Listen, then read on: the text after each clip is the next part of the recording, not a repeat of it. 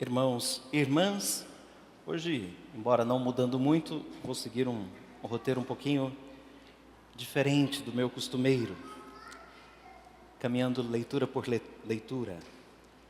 Primeira leitura do livro do Levítico: o leproso deve ficar isolado e morar fora do acampamento. O livro do Levítico reserva 2 capítulos, o 13 e o 14, para tratar da lepra, que nem sempre era a nossa conhecida hanseníase, mas incluía qualquer doença de pele. Hoje, a hanseníase é tratável.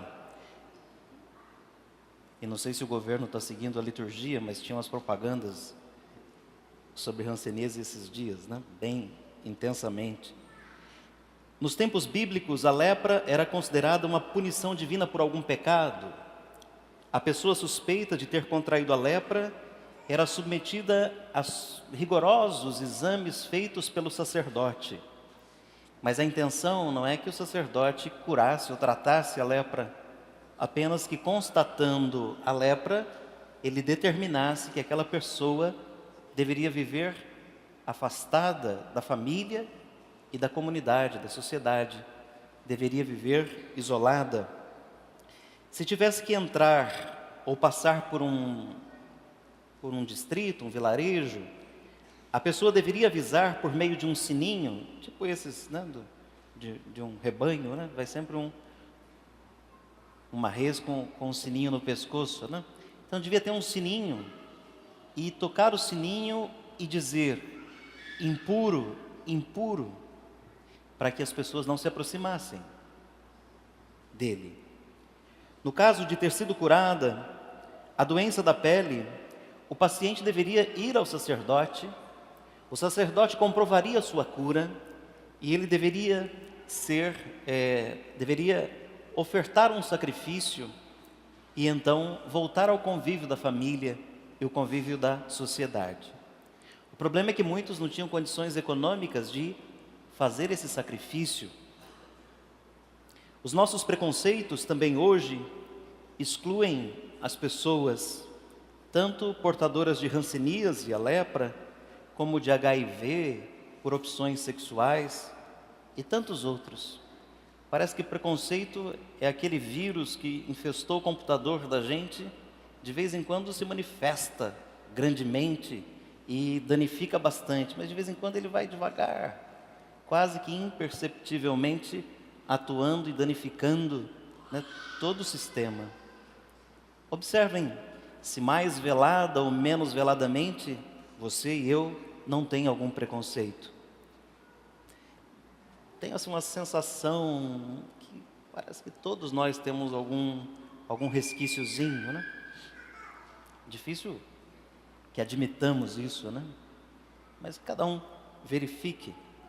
Não nos sentimos bem no meio de pobres, dos excluídos, e os excluímos do nosso convívio. Assim podemos aprender do Evangelho de Jesus e de muitas pessoas que se dedicam aos pobres e aos enfermos. Da segunda leitura da primeira carta aos Coríntios, parece até que ele sabia que era carnaval e vai responder para a gente umas perguntas que imagino alguns se façam. Essa exortação tão bonita que ouvimos conclui a resposta de Paulo às perguntas que os cristãos lá da cidade de Corinto lhe faziam. Por exemplo, pode participar ou não pode participar de banquetes religiosos pagãos, que eram também festas civis, aqueles que tinham sido batizados? Ou seja, os cristãos podem participar do carnaval?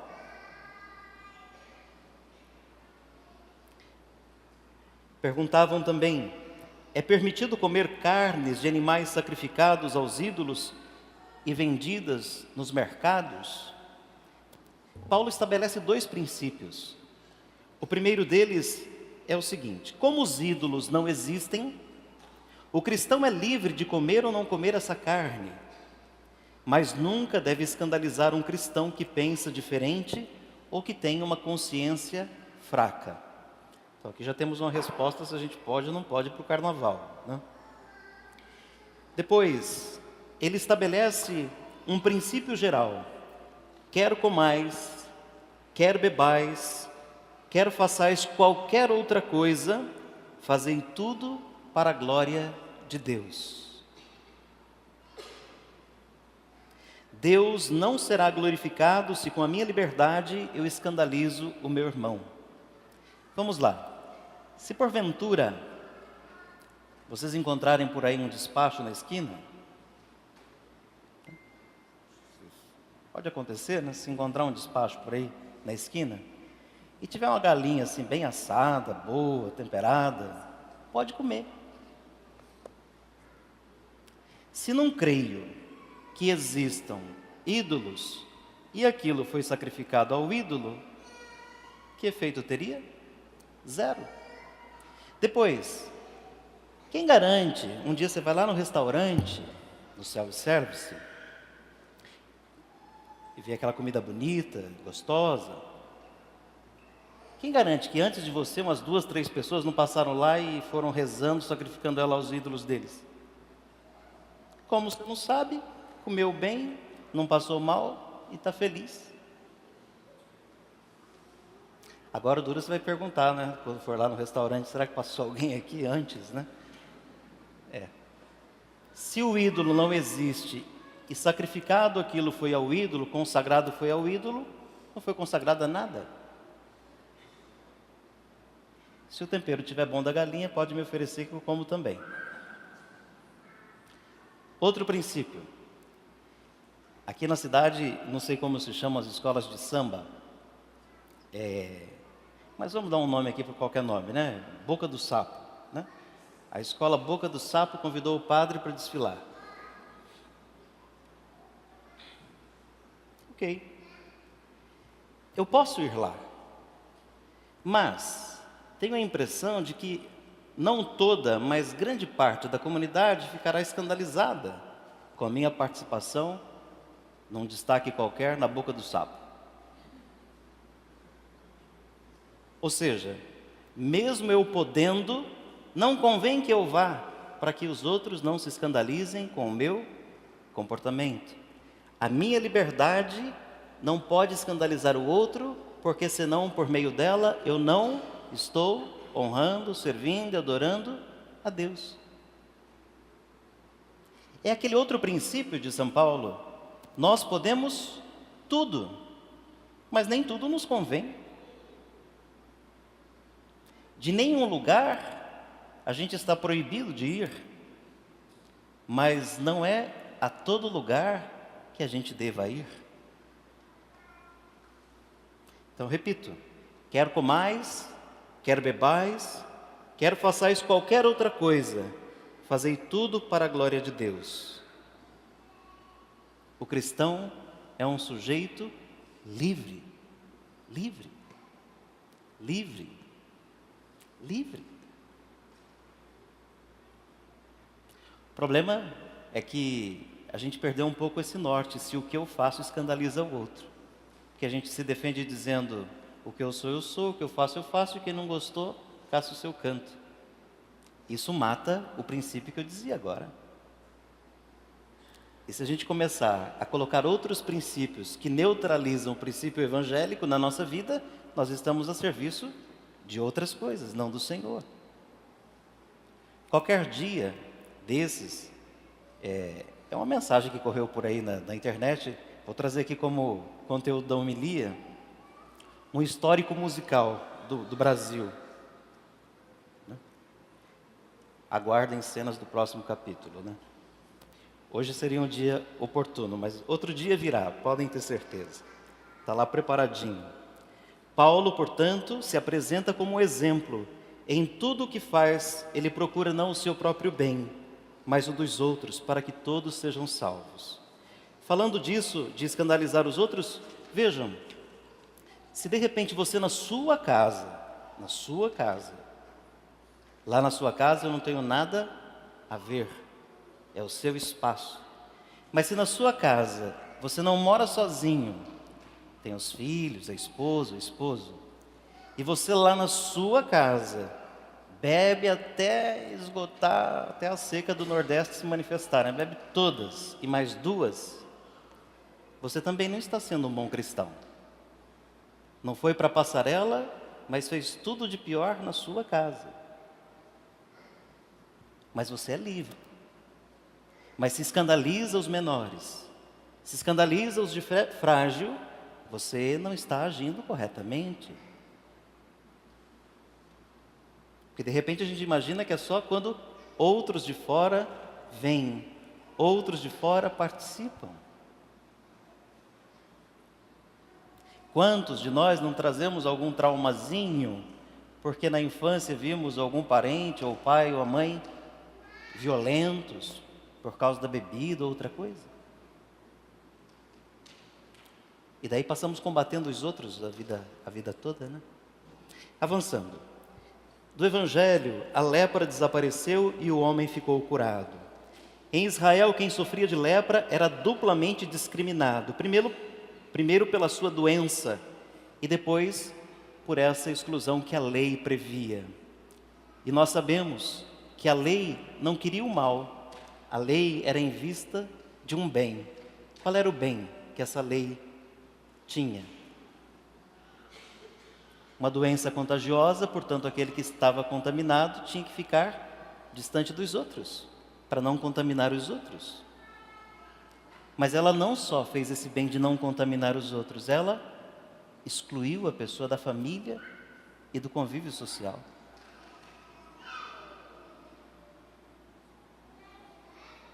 Quando possível, os leprosos viviam em bandos. Eles eram alimentados por parentes, por pessoas bondosas. Ninguém podia tocá-los para não se tornar impuro. E a lei da impureza era bastante severa. Ao aproximar-se de Jesus, aquele leproso, ele transgrediu a lei. Ele não suportava mais o isolamento, não suportava a exclusão. Ele queria ser reintegrado na sua família e na comunidade. Só que para isso ele tinha que comprovar a sua cura. Um sacerdote tinha que dizer que ele estava curado. Os sacerdotes, repito, não tinham o poder de curar a lepra, apenas verificavam se a pessoa estava ou não curada. No Evangelho de hoje, irmãos, o leproso manifesta uma profunda confiança em Deus, em Jesus. E ajoelhado ele pede a Jesus: se queres, tens o poder de me curar. Se queres, tens o poder de me curar.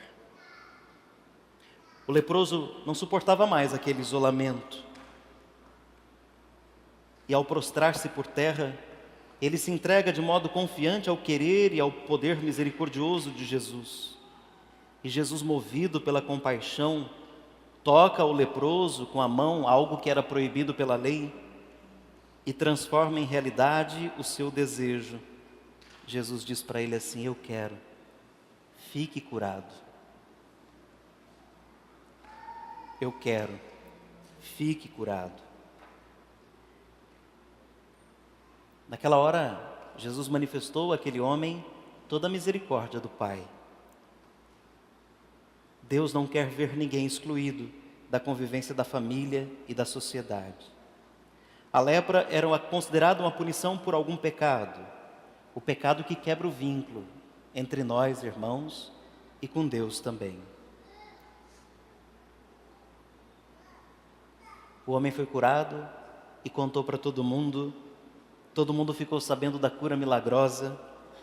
Jesus, porém, ele se retira para lugares desertos, e a palavra do leproso, se queres, e a resposta de Jesus, quero, são um convite hoje para a gente rever alguns comportamentos da vida da gente. Nós hoje podemos atualizar o número dos leprosos e das exclusões que nós praticamos, às vezes, sem perceber. Convida também que a gente queira aquilo que Deus quer que nós façamos. Podia aqui, citando o missal, dizer: os leprosos de hoje são aqueles que vivem nos barracos das favelas, das cidades ricas e opulentas, ou aqui nas periferias da nossa cidade. Os leprosos de hoje são os fracassados, os desempregados, os jovens drogados, todos vítimas da civilização do consumo e do sucesso. São crianças excepcionais, mas não só. Faz alguns anos teve uma campanha da fraternidade, era sobre pessoas com deficiência, pessoas deficientes. Depois daquela campanha, muita gente desentocaiou, saiu da toca. Mas o que tem de gente excluída do convívio por vergonha da família, né? A família não tira porque é cadeirante, não tira porque tem, aliás, não tem uma parte do corpo, não tem porque não consegue conviver adequadamente ou normalmente com os outros. Quanto há de exclusão ainda? A nossa cidade não favorece. A nossa paróquia também não. Não somos uma igreja 100% acessível. Quem quiser vir aqui para cima tem que se arrastar um pouco, né? Resquícios de um jeito de ser. Só aqui na rua de frente da igreja, toca um cadeirante andar. Volta de capote, né? Calçadas, onde moro, né? Lá perto do velório, a tia, não tem 100 metros que você consiga passar com a cadeira. Então, a sociedade nossa ainda ela é excludente. Nós não conseguimos que todos tenham, né, possibilidades iguais de viver. Mas a gente foi se acostumando, sempre foi assim, é assim que a coisa vai, né? E a gente vai reforçando e não vai percebendo que estamos forçando, reforçando aquilo que nós não gostaríamos de viver. Quem é que gosta de ser excluído? Excluído de uma festa da família? Quanta gente talvez nem venha à igreja porque não acha que não tem uma roupa adequada para estar com os outros? E isso é bastante verdadeiro ainda, gente. Muito. Os idosos que esperam sem esperança a morte no isolamento, né? O quanto que para algumas famílias ter um idoso que vai sentindo o peso da vida é difícil. Ninguém está disposto a cuidar, a família não tem dinheiro suficiente para sustentar.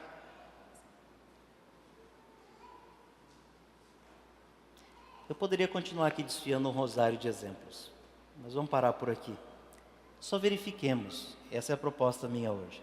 Verifiquemos se nós não estamos excluindo, se nós não estamos reforçando aquilo que mata os outros ainda em vida. E tratam os outros com um olhar de superioridade que faz com que esse outro não se sinta gente. É tudo o que eu imagino que nós não queremos que façam com a gente. É tudo o que nós não queremos que façam com a gente. Você já fez a experiência de brigar com alguém seriamente? Não sei se precisa chegar ao ódio, mas brigar com alguém seriamente. Acho que quando termina um namoro, né? Porque quando termina o namoro, a pessoa precisa ter um ódio ali para aguentar longe, né? Então ela desenvolve um ódiozinho para ficar longe. Então imagina o namoro, você está todo dia de mãos dadas para cá, para lá, beijando, vai e vem. Aí de repente separa. Um para o outro se transformou em poste, né? Poste. Você passa, mas é como se tivesse passado um mosquito. Nada. Você é tratado com total indiferença. Quem gosta de ser tratado assim?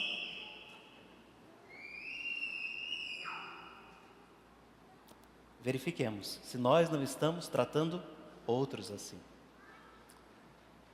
Louvado seja nosso Senhor Jesus Cristo.